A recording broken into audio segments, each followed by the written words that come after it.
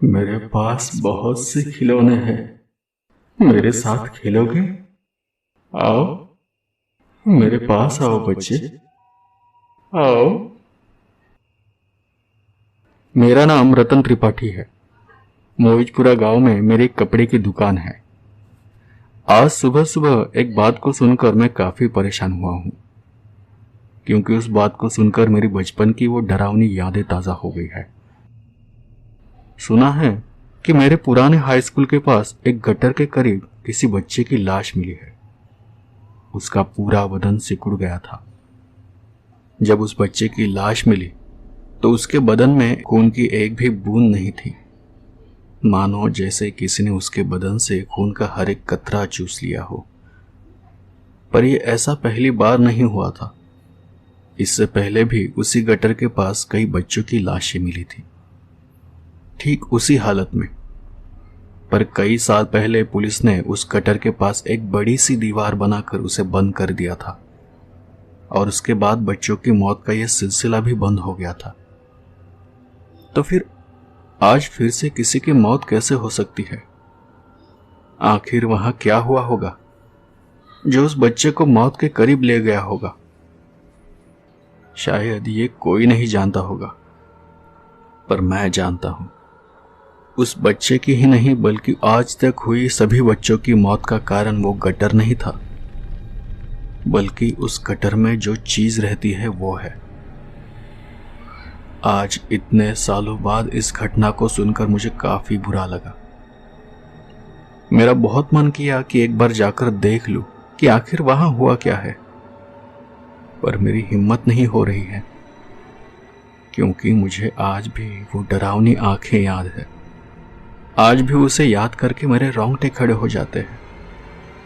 आज मैं आपको उस खौफनाक घटना के बारे में बताने जा रहा हूं, जिसके कारण कई बच्चों की अकाल मृत्यु हो गई है। कुछ साल पहले की बात है, जब मैं 7वीं कक्षा में पढ़ा करता था। मेरे स्कूल के सामने एक बड़ा सा मैदान हुआ करता था। बचपन में खेल कूद का शौक किसे नहीं होता। मैं भी उन्हीं बच्चों में से एक था, जो स्कूल के बाद भी घर जाने के बजाय देर तक मैदान में खेला करते थे। उसी मैदान को लगकर एक बड़ा सा गटर था, जो सीधा गांव के बाहर नदी से जाकर मिलता था। वैसे तो गटर सूखा था, उससे गांव का किसी भी तरह का पानी कभी नहीं बहता था। लोगों से सुना था कि अंग्रेजों के जमाने में उसे बनवाया गया था, पर शायद उसका निर्माण अधूरा ही रह गया था। पर तब स्कूल में एक बात सुनी थी। कहा करते थे कि उस गटर से अगर पानी के बहने की आवाज आने लगे तो उससे दूर ही रहना चाहिए। वो गटर इतना बड़ा था कि किसी भी बच्चे को आसानी से बहा कर ले जा सकता था, और इसलिए शायद कोई बच्चा उस गटर के पास कभी नहीं जाता था। हालांकि किसी भी बच्चे की मौत बहकर नहीं हुई थी। शायद बच्चे वहां जाने से डर जाए, इसीलिए ऐसा कहा जाता था। पर उसके पीछे का कारण कुछ और ही था। गांव में वो एकलौता ऐसा मैदान था जहां बच्चे दिन भर खेला करते थे। बहुत ही बड़ा मैदान था, और शायद इसी वजह से कभी उस गटर के पास जाने की किसी को नौबत नहीं आती थी। ऐसे ही एक दिन की बात है। मैं स्कूल खत्म होने के बाद भी अपने दोस्तों के साथ वहां उस मैदान में खेल रहा था। शाम ढल रही थी, अंधेरा होने को कुछ ही वक्त बाकी था। वैसे तो मेरे साथ हुई उस घटना से पहले भी कुछ बच्चों की उस गटर के पास मौत हुई थी, पर बचपन में कौन इतना याद रखता है। खेल खेल में सब भूल जाते हैं। उस दिन मैं और मेरे कुछ दोस्त हम सब क्रिकेट खेल रहे थे। अंधेरा हो चला था और अब गेंद ठीक से दिखाई नहीं दे रही थी। मैं सबसे पीछे उसी दीवार के करीब बाउंड्री पर खड़ा था, और तभी किसी ने जोर से बल्ला घुमाया। सूरज अब करीब करीब डूब चुका था, और फिर मैं गेंद पकड़ने के लिए भागा। उस थोड़े से उजाले में मुझे गेंद जरा भी नजर नहीं आई। तभी मेरे सारे दोस्त मुझ पर चिल्लाने लगे, क्योंकि मेरी वजह से वो मैच हार गए थे। सभी मुझ पर नाराज थे, पर सच में गेंद कहाँ गई मुझे कुछ पता नहीं था। एक एक कर सब वहां से निकलने लगे, और तभी जाते हुए किसी ने कहा, मैच तो हरा ही दिए हो, अब इतना एहसान करो कि आते आते गेंद ढूंढ कर ले आना। तो मैंने उससे कहा, अरे पर मुझे गेंद दिखाई ही नहीं दी, तो मैं गेंद को कैसे पकड़ लेता? तो उसने चिढ़कर कहा, आंखें फूट गई थी क्या? इतना भी दिखाई नहीं दिया? जा जा उस गटर की ओर जा, गेंद वही गई है, जा और गेंद ढूंढकर ही घर वापस आना। मैंने पीछे मुड़कर देखा। दूर दूर तक बस अंधेरा ही अंधेरा नजर आ रहा था। मैदान को लगकर कुछ सरकारी लाइटें जरूर थी, पर उनकी रोशनी इतनी कम थी कि उस रोशनी में गेंद को ढूंढ पाना मुश्किल था। अब एक एक कर सारे दोस्त वहां से जा चुके थे। मैं अकेला ही उस मैदान में था। मैंने एक गहरी सांस भरी और मुड़कर उस गटर की ओर चलने लगा। अब मैं गटर के बिल्कुल पास खड़ा होकर यहां वहां उस गेंद को ढूंढ रहा था, और तभी मुझे उस गटर से पानी के बहने की आवाज सुनाई देने लगी। और फिर मुझे वो बात याद आ गई कि अगर गटर से पानी के बहने की आवाज सुनाई दे तो तुरंत वहां से दूर चले जाओ, पर अगर मैं खाली हाथ घर लौट जाता तो फिर कोई मुझे अपने साथ खेलने नहीं देता। मैं थोड़ी देर वहीं खड़ा रहा और अचानक मुझे गटर के पास गेंद दिखाई पड़ी, पर गेंद तो चमक रही थी। मुझे वो कुछ ठीक नहीं लग रहा था। मैंने यहां वहां देखा, आसपास कोई भी नहीं था, और फिर मैं कुछ कदम आगे बढ़ने लगा। कौन है? मैं उस आवाज से डर गया। मैंने फिर आसपास देखा, पर आसपास कोई भी नहीं था। तो फिर यह आवाज किसकी थी? मैंने वहीं पड़ा एक बड़ा सा पत्थर उठाकर हाथ में ले लिया और मुझे फिर से किसी की आवाज सुनाई पड़ी। कौन हो तुम? गेंद चाहिए? आओ मेरे पास आओ बच्चे, मेरे साथ खेलोगे? मेरे पास बहुत खिलौने हैं। और अचानक गटर में जैसे रोशनी सी हो गई, एकदम साफ सुथरा, जहां अलग अलग तरह के खिलौने दिखाई देने लगे, रंगे बिरंगे खिलौने। मैं तो जैसे सब भूलकर उस गटर की ओर बढ़ने लगा। जैसे जैसे मैं आगे बढ़ रहा था, गटर का पानी भी अपने आप बढ़ने लगा था, काला भूरा पानी। धीरे धीरे रोशनी कम होने लगी और तब मैंने देखा कि उस पानी में एक पीली आंखों वाली एक विकृत आकृति छिपी हुई है। और फिर अचानक ही उस गटर से बहुत तेज बदबू आने लगी। वो एहसास दिल दहलाने वाला था, पर मुझे कुछ समझ में नहीं आ रहा था। मतलब मैं देख सकता था कि वहां कुछ तो गलत है, कोई है जो पास बुला रहा था, पर फिर भी मैं अपने आप को रोक नहीं पा रहा था। और फिर मैं गटर के और करीब गया। गटर के उस काले भूरे पानी से किसी का हाथ बाहर आया। ले लो, तुम्हारी गेंद। यही ढूंढ रहे थे ना तुम? आओ ले लो। और फिर जैसे ही मैंने उस गेंद की तरफ अपना हाथ बढ़ाया, उसने झट से मेरा हाथ पकड़ लिया। उसके हाथ पकड़ते ही मैं होश में आ गया। मैं चिल्लाने लगा, पर वो चीज मुझे अंदर खींचना चाहती थी। घबराहट में मैंने अपने दूसरे हाथ में जो बड़ा सा पत्थर था वो उस चीज के चेहरे पर मार दिया। उसने मेरा हाथ छोड़ दिया और मैं धड़ाम से पीछे की ओर गिर पड़ा। और अगले ही पल मैं वहां से भाग खड़ा हुआ। मैं बस भागता चला जा रहा था। जब मैं अपने घर पर आया तब जाकर मैं रुक गया। मैं काफी थक चुका था और उससे भी ज्यादा मैं डरा हुआ था, पर मैंने उस घटना के बारे में किसी को नहीं बताया। बताता भी कैसे? किसी को बताता भी तो सब मुझ पर ही चिल्लाते। उस रात मैं मेरे घर के ऊपर के कमरे में सो रहा था और बार बार खिड़की से मेरी नजर दूर दिखाई देती उस गटर की ओर ही जा रही थी। मैंने देखा उस गटर के पानी में खलबली मचने लगी है। एक घुंघराला साया सीवेज के ऊपर नाच रहा था। उस भयानक नजारे से मेरे पैर कांपने लगे। कुछ देर बाद मुझे वहां नकुल दिखा। मैंने उसी वक्त जोर से चीख मारी। नकुल मेरी ओर मुड़ा, लेकिन वहां एक काला साया था जो नकुल को गटर की ओर घसीटने लगा। मैं चीख पुकार मचाते हुए सीढ़ियों से उतरकर नीचे दौड़ पड़ा। वहां जाकर मैंने देखा पानी बुरी तरह से हिल रहा था। शायद वो प्रेत नकुल को ले गया था। मैं वहीं अंधेरे में दूर बैठकर रोने बिलखने लगा। कुछ ही देर में पूरा मोहल्ला वहां जमा हो गया। मैंने नकुल के पापा को रोते हुए सारी बात बताई, लेकिन मैं चौंक गया जब उन्होंने खिड़की की ओर इशारा करके बताया कि नकुल वहां है। नकुल तो ठीक है। उस रात लोगों ने मेरा खूब तमाशा बनाया। मैं चुपचाप अपने घर में चला गया। 3 दिन बाद मुझे पता चला कि मोहल्ले का एक लड़का अमित बुखार की वजह से गुजर गया। मैं उसके घर गया तब अमित की दादी ने बताया कि खेल खेल में नकुल के साथ झगड़ा हुआ था। तब नकुल ने अमित को काट लिया था। अब मेरे रोंगटे खड़े हो गए, क्योंकि मुझे पता था कि उस बच्चे की मौत का कारण बुखार नहीं था, नकुल का काटना ही था। मैं अपना शक दूर करने के लिए उस शाम नकुल के घर गया। मैंने उसे पूछा कि उस रात सीवेज पर तुम्हें थे ना, पर उसने कुछ जवाब नहीं दिया। मैंने उसको पूछा, मुंह खोलो, अपने दांत दिखाओ। तभी मुझे नकुल के शरीर से वो भयानक बदबू आने लगी, पर मेरे उस सवाल से वो गुस्सा हो गया। फिर वो मुझे पागलों की तरह घूरने लगा। थोड़ी देर मैं भी उसकी आंखों में देखता रहा। तब मुझे उसकी आंखों में वही पीली चमक नजर आई जो गटर के अंदर उभरी विकृत आकृति में दिखाई दी थी। मेरे रोंगटे खड़े हो गए। मैं नकुल से दूर चला गया। मैंने पूरी बात नकुल के माता पिता को समझाने की कोशिश की, लेकिन वो सब मुझसे ही झगड़ा करने लगे।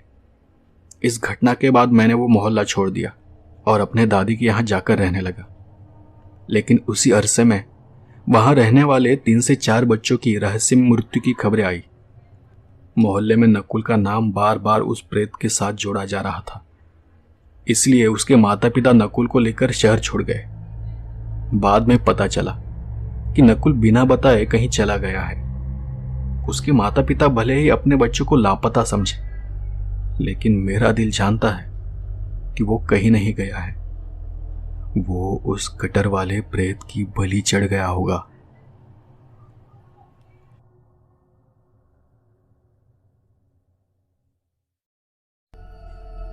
दिल्ली शहर के पास एक छोटा सा गांव है। मैं उसी छोटे से इलाके में पला बड़ा हूं और यह जगह बचपन बिताने के लिए बहुत अच्छी थी। तब मैं 14 साल का था। लेकिन एक दिन दोपहर मेरे साथ जो हुआ उससे मेरी जिंदगी में परेशानियां आना शुरू हुआ। उन दिनों मैं स्कूल में पढ़ा करता था और हमें एक स्थानीय म्यूजियम में ले जाया गया। वहां हाल ही में हजारों सालों पुरानी कुछ चीजें लाई गई थी। इजिप्शियन गैलरी में स्वागत है। यहाँ कई अनमोल पुरानी चीजें हैं, इसलिए सावधान रहिए। मेरे साथ आइए। वहां पहुंचते ही मुझे ऐसा लगा जैसे वो सारी चीजें मुझे अपनी ओर आकर्षित कर रही हो। म्यूजियम के अंदर बाकी चीजें भी थी, पर मेरा उन पर जरा भी ध्यान नहीं जा रहा था। और ये इस पूरे संग्रह की सबसे अहम चीज है। ये एक प्राचीन मिस्रवासी का शव है जिसे परंपरागत तरीके से संरक्षित किया गया है, यानी ये एक ममी है। हमारा मानना है कि ये महिला मिस्र के एक प्रमुख देवताओं के मंदिर की पुरोहित थी। उन चीजों को देखते हुए मुझे अंदर से महसूस हो रहा था कि जैसे मैं सबसे अलग हो रहा हूँ। देखिए ये कितनी अच्छी तरह संरक्षित है। इसके नाखून, इसकी हड्डियाँ और इसके दांत सही सलामत है। हाँ, इसके दांत अभी बिल्कुल ठीक ठाक हैं। सुना था कि ये मम्मी एक उग्र और आतंक के देवता की पूजा करने वाली एक महिला की थी और उसे देख ऐसा लग रहा था मानो वो देवता परलोक से अब भी उसकी रक्षा कर रही हो। उस मम्मी का खुला हुआ सर बहुत जबरदस्त था। हालांकि वो दिखने में काफी अजीब और डरावनी थी, पर उसका पूरा चेहरा एकदम सही सलामत था। मैं उस मम्मी को देख ही रहा था कि अचानक एक अजीब सा एहसास मुझ पर हावी हो गया। हर चीज कुछ देर के लिए धुंधली सी पड़ गई। मुझे पता नहीं था कि मेरे साथ जो भी थे उन्होंने भी ऐसा महसूस किया था या नहीं, या सिर्फ मुझे ही वो अजीब एहसास हो रहा था। वो बहुत ही अजीब एहसास था। ऐसा लगा मानो वो मम्मी मुझे अपने अतीत में ले जाना चाहती थी और कुछ दिखाना चाहती थी। पर कुछ ही देर में मुझे चक्कर सा आने लगा और मैं भागकर म्यूजियम के बाहर चला गया। स्कूल के बाद मैं अपने घर चला आया, पर रात भर मैं उस एहसास को भूल नहीं पा रहा था। घर पहुंचते ही मुझे फिर से वैसी ही घबराहट महसूस होने लगी। मुझे अब भी याद आ रहा था कि उस मम्मी के चेहरे पर इतने सालों बाद भी त्वचा मौजूद थी। उसकी आंखें नहीं थी, पर जब मैंने उसे गौर से देखा तो लगा जैसे वो मम्मी मुझे घूर रही थी। और फिर अचानक ऐसा लगने लगा जैसे मेरे सांस रुक गई हो। ऐसा लग रहा था जैसे वो चीज मुझ पर हावी हो रही थी। मैंने उस मम्मी के बारे में अपनी माँ और बाबा को बताया, पर उन्हें लगा कि शायद पहली बार मैंने ऐसा मम्मी या शव देखा होगा और इसीलिए मुझे उस चीज से डर लग रहा होगा। पर मुझे अंदर ही अंदर किसी अनजान खतरे का एक जबरदस्त एहसास हो रहा था। उस रात मैं अपने कमरे में अकेला सो रहा था। मैंने सपना देखा कि मैं उसी म्यूजियम में हूं। सामने एक ताबूत में मम्मी लेटा पड़ा हुआ है और उसके ताबूत से कुछ छोटे छोटे कीड़े निकलकर जमीन पर यहां वहां रेंग रहे थे।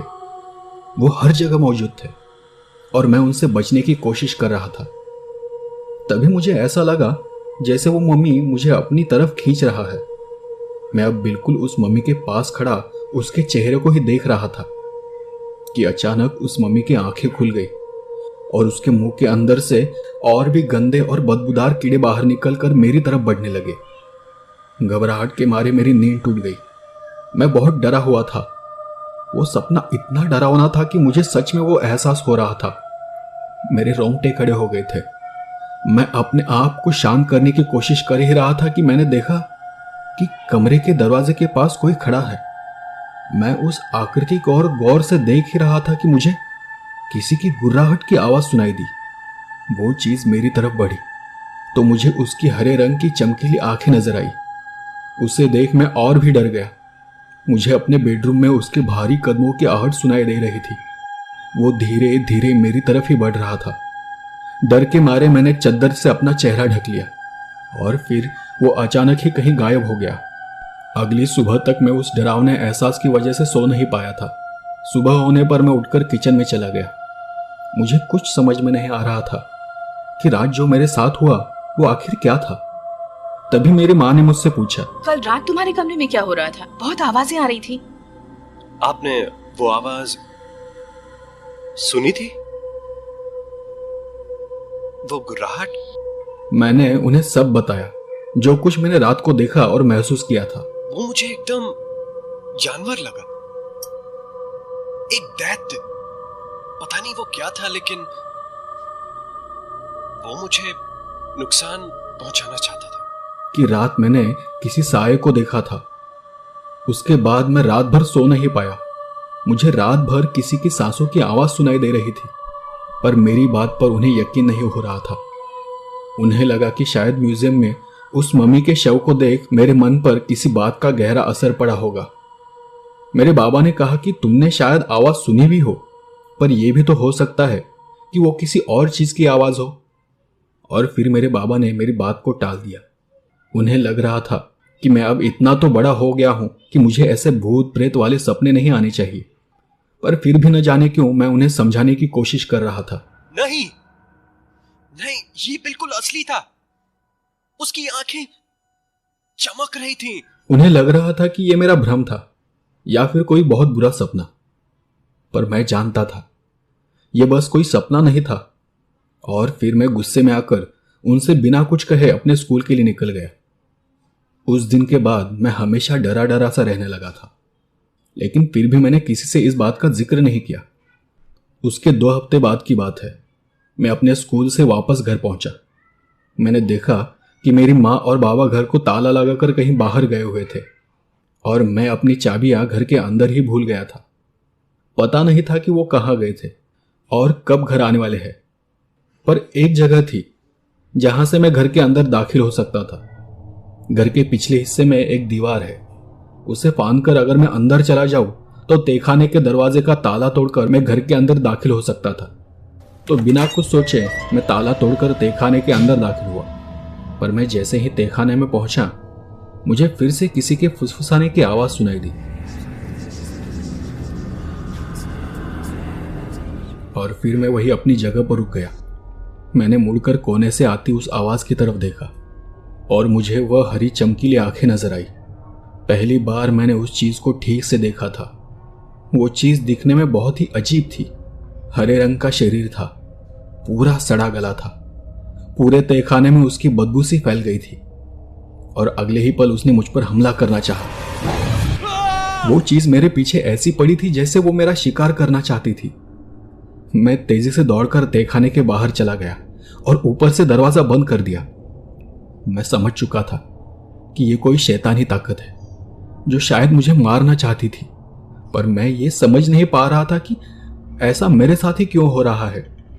बस मुझे इतना पता था कि अब वो शैतान मेरे पीछे पड़ा था और किसी भी तरह वो मुझे नुकसान पहुंचाना चाहता था। और उस दिन के हादसे के बाद मुझे नींद आना बिल्कुल ही बंद हो गया था। उस डर की वजह से मैं रात रात जागता रहता था। मुझे हर वक्त किसी की सांसों की आवाज़ सुनाई देती थी और ऐसा लगता था कि वो मेरे आसपास ही कहीं है। मैंने उस रात फिर उस शैतानी रूह के बारे में अपनी माँ को बताया, पर उन्हें तो लग रहा था कि किसी चीज़ ने मेरे दिमाग पर बहुत ही गहरी चोट की है या फिर किसी घटना का मेरे दिमाग पर बहुत गहरा असर हुआ होगा और उसी वजह से शायद मुझे ये दिमागी वहम हो रहे हो। तो मेरी माँ ने अपनी एक दोस्त को घर बुलाया। उनकी दोस्त अगले ही दिन हमारे घर आई और आते ही उन्होंने घर के बीचों बीच एक धूप जला कर रख दिया। वो घर से जुड़ी सारी बुरी यादों को घर से अलग करना चाहती थी। वो घर में जगह जगह जाकर दीवार को अपना सर लगाकर कुछ मंत्र बोल रही थी, पर उनके आने के बाद लगा जैसे सब ठीक हो गया हो और वो बुरी ताकत घर से दूर चली गई हो। पर उनके जाते ही मुझे फिर वही एहसास होने लगा। मेरी माँ जैसे सोचती थी यह वैसा नहीं था। मेरे उस डरावने अनुभव का मेरे अतीत की यादों से कोई संबंध नहीं था और शायद मैंने जो हल्कापन महसूस किया था वो बस कुछ देर के लिए था। लेकिन फिर भी 2 हफ्तों तक मुझे कुछ भी अजीब नहीं लगा, पर मुझे अंदर से ये एहसास हो रहा था कि वो चीज़ अब भी मौजूद है। हर वक्त उसकी नज़र मुझ पर ही है और इसीलिए अब मैं घर में अकेले रहने से डरने लगा था। ऐसे ही एक रात मैं अपने कमरे में पढ़ाई कर रहा था। अचानक ही मेरा गला बहुत बुरी तरह से सूखने लगा, तो मैं किचन के अंदर चला गया। मैंने देखा कि मेरी माँ वहां मेरे लिए एक चिट्ठी छोड़कर गई है जिसमें लिखा था कि नानी की तबीयत अचानक से बिगड़ गई है और इस वजह से उन्हें नानी के घर जाना पड़ रहा है। अब रात बहुत हो चुकी थी और मेरे पिताजी भी अब तक घर नहीं लौटे थे और अब मैं घर में अकेला था। यह एहसास ही मुझे डरा देने के लिए काफी था। मैंने फ्रिज का दरवाजा खोला और पानी लेकर अपने गले को गीला किया, पर पानी पीकर जैसे ही मैं पीछे मुड़ा मैंने देखा कि किचन का दरवाजा तेजी से अपने आप ही बंद हो गया था। मेरे बदन से बिजली से दौड़ गई। मेरी आंखें भारी होने लगी थी। एक अजीब सा एहसास अब मेरे रूह पर हावी होने लगा था। मुझे बहुत डर लग रहा था। जैसे तैसे लड़खड़ाते हुए मैं अपने कमरे में वापस आ गया। मैंने अपने आप को सामने के एक आईने में देखा तो वो शैतान बिल्कुल मेरे पीछे खड़ा था।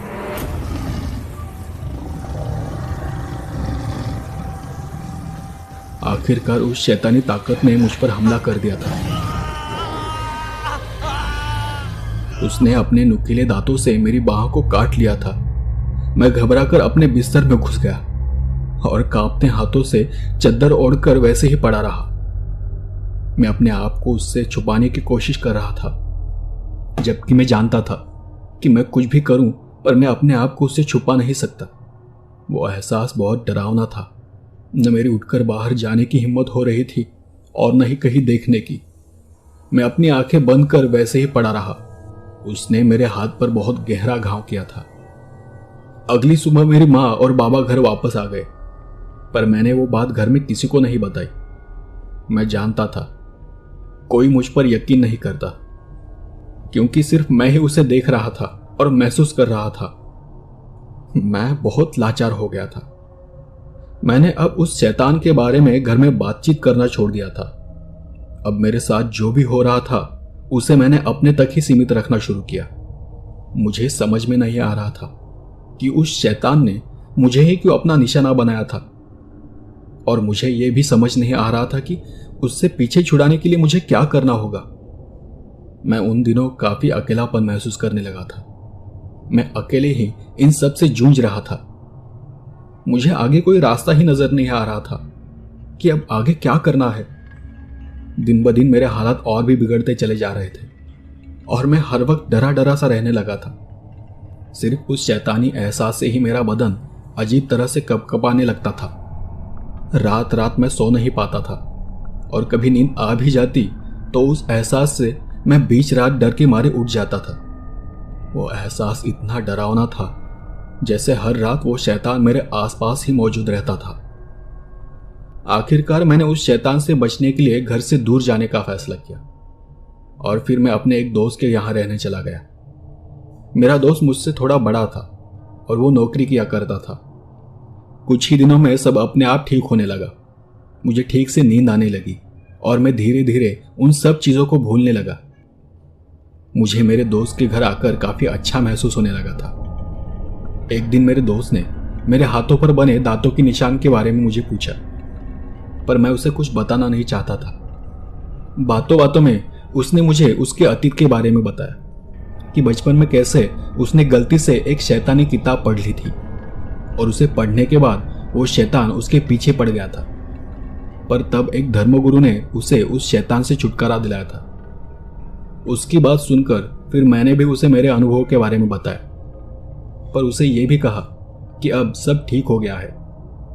कुछ महीने गुजरने के बाद एक दिन छुट्टियों में मैं वापस अपने घर चला गया। मुझे लगा था कि अब सब ठीक हुआ होगा और मैं उस रात फिर अपने उसी पुराने कमरे में सोने चला गया। उस कमरे के अंदर जाते ही मुझे फिर से किसी की फुसफुसाने की आवाज सुनाई देने लगी, लेकिन मुझे अब एक नाम सुनाई दे रहा था, सोबेग। मैंने ये नाम पहली बार सुना था। मैंने झट से अपना लैपटॉप चालू किया और इंटरनेट पर इस नाम के बारे में खोजने लगा। तब मुझे पता चला कि सोबेग ये नाम किसी मिस्र के एक प्राचीन देवता का नाम है। उसे पानी का देवता भी कहा जाता था। उसका सर मगरमच्छ के मुंह जैसा था और मिस्र के लोग उस देवता की अपनी रक्षा करने के लिए पूजा किया करते थे और वो देवता भी अपनी आराधना करने वालों की हिफाजत किया करता था। और जानकारी खोजने पर मुझे पता चला कि मिस्र की पुरानी मान्यताओं के मुताबिक मृत आत्माएं परलोक में अपनी रक्षा के लिए सोबेग की मदद लेती थी।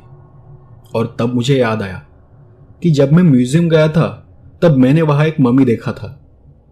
मुमकिन था कि सोबेग उस मम्मी की हिफाजत कर रहा था और शायद सोबेग को लगा होगा कि मैं उस मम्मी के लिए कोई खतरा हूं और इसीलिए वो बार बार मुझ पर हमला कर रहा था। मुझे याद है कि जिस शैतान को मैंने देखा था वो भी बिल्कुल वैसा ही दिखता था। हरी चमकीली आंखें, मुंह और दांत बिल्कुल मगरमच्छ जैसे थे। उसका पूरा बदन मगरमच्छ की तरह दिखता था। अब मुझे पता चल गया था कि मेरा सामना किस चीज से हो रहा था, पर मुझे अब भी यह समझ नहीं आ रहा था कि इसे कैसे रोका जाए। और तभी उस शैतान ने मुझ पर फिर से हमला कर दिया। मुझे बिस्तर से नीचे गिरा दिया। मैं उठने की कोशिश कर रहा था पर उठ नहीं पा रहा था। ऐसा लग रहा था जैसे वो मेरे ऊपर बैठा हो और कुछ ही पल में ऐसा लगा जैसे उसने मेरे पूरे बदन से मेरी सारी ताकत निकाल ली हो और मैं किसी बेहोश इंसान की तरह बस यहां वहां देखता रहा। हिलने की मुझ में बिल्कुल ताकत नहीं थी। जब मुझे होश आया तो मैं फौरन उस घर से बाहर निकलकर अपने दोस्त के घर चला गया, पर मुझे देखते ही मेरे दोस्त को पता चल गया था कि मेरे साथ कुछ तो गलत हुआ था। वो जान चुका था कि कोई चीज मुझ पर हावी हो चुकी है और इसीलिए मेरा बर्ताव दिन ब दिन अजीब सा हो रहा है। उसने ये महसूस किया क्योंकि बचपन में वो खुद भी ऐसे हालातों से गुजरा था। मेरे अंदर के बदलाव देख वो समझ चुका था कि वो मैं नहीं हूं, बल्कि मेरे ऊपर भूत सवार है। और एक रात मेरे दोस्त ने अपने घर पर शैतानी रूह को भगाने के लिए सब तैयारी कर ली और मुझे अपने कमरे में बुलाया। और फिर उसने मुझसे पूछा, जब तुम घर गए थे तुम्हारे साथ क्या हुआ था? पर मैं उसे कुछ बताना नहीं चाहता था। तो उसने कहा कि लगता है कि जब तुम अपने पुराने घर जाकर वापस आए तो तुम्हारे साथ कोई प्रेतात्मा भी आई है और तब से सब चीजें गड़बड़ हो रही है। मैंने फिर भी अपने दोस्त की किसी भी बात का जवाब नहीं दिया। तो मेरा दोस्त अपने अनुभव के जरिए मेरे अंदर छुपे शैतान को बाहर निकालने की कोशिश करने लगा और वो भगवान से प्रार्थना करने लगा। पर जैसे ही मेरे दोस्त ने प्रार्थना करनी शुरू की, मेरे अंदर का शैतान जोर जोर से हंसने लगा। पर मुझे तब कुछ भी समझ नहीं आ रहा था। बस इतना याद है कि मेरा सर जोरों से दर्द करने लगा था और मुझे सब धुंधला धुंधला दिखाई दे रहा था। तब मेरा दोस्त मुझे देख काफी डर गया। वो समझ चुका था कि मेरे अंदर का शैतान जाग चुका है और वो मुझ पर पूरी तरह से हावी होना चाहता है। मेरा दोस्त जान चुका था कि अगर ऐसा हो जाता तो शैतान को रोकना मुश्किल हो जाता, और फिर मेरे दोस्त ने भगवान को प्रार्थना करना बंद कर दिया। कुछ ही देर में मेरे अंदर का शैतान अपने आप शांत हो गया। मेरे दोस्त ने उस वक्त जो भी अनुभव किया, जो भी देखा, उससे वो एक चीज समझ गया था कि ये उसके बस की बात नहीं थी। वो अकेला इस शैतान को बाहर निकाल नहीं सकता था, और शायद अगर वो ऐसा करता तो इससे शायद हम दोनों की जान को खतरा हो सकता था। और फिर उसने उसी धर्मगुरु की मदद लेने का फैसला किया जिसने उसके बचपन में उसकी मदद की थी। दूसरे ही दिन मेरा दोस्त उस धर्मगुरु के साथ अपने घर आ पहुंचा। धर्मगुरु घर के अंदर आते ही वो जान चुके थे कि कोई बहुत बुरी शैतानी ताकत इस घर में रहती है, और वही ताकत मुझ पर सवार थी। उन्होंने अपने साथ लाई हुई सभी सामग्री मेरे सामने रख दी, और उन्होंने मेरे अंदर के शैतान को बाहर निकालने का कार्य शुरू किया। धर्मगुरु ने मेरे दोनों हाथों में हथकड़ी लगा दी। शायद वो जानते थे कि मेरे अंदर का शैतान बहुत ही ताकतवर है, पर धर्मगुरु ने जैसे ही मेरे हाथों पर हथकड़ी बांधी, अचानक ही मुझ में भारी बदलाव आने लगा। जैसे मेरे अंदर का शैतान जान चुका था कि कोई उसे वापस अपनी दुनिया भेजने वाला है। जब धर्मगुरु ने प्रार्थना पढ़ना शुरू किया, तब मेरा चेहरा असामान्य रूप से बदल रहा था।